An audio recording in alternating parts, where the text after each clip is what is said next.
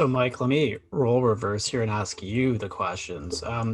When is it too early or the right time to start making significant changes to the original plan?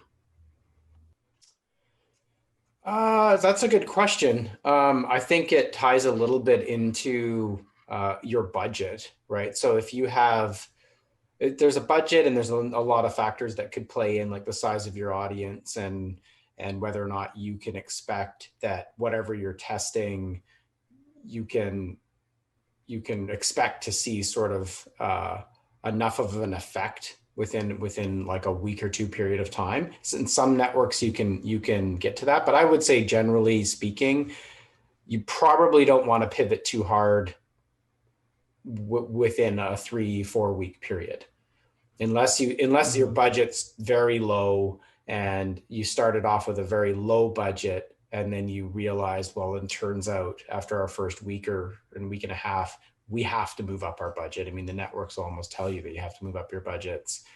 Right. I think you want to let the algorithm set into its rhythm to be able to push your content in front of the right people. And if you keep pulling levers, it never has a chance to settle into anything. So that would be my view. Like certainly after a solid month of looking at the campaigns and running them, I think the business leaders should be able to look back and say, how was this performing? To your point, Robin, what are all those scorecard metrics that they need to know about? Some of them are well before leads and revenue.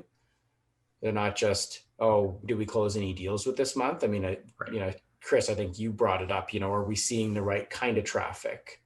Are we getting the click through on our ads? Are we getting the bounce rates that we want to see? And all that kind of stuff is before it sort of tells you whether or not you're digitally in a good place, if your digital targeting is in a good place. But then, you might be falling down on your content, your messaging, your value proposition, all that stuff.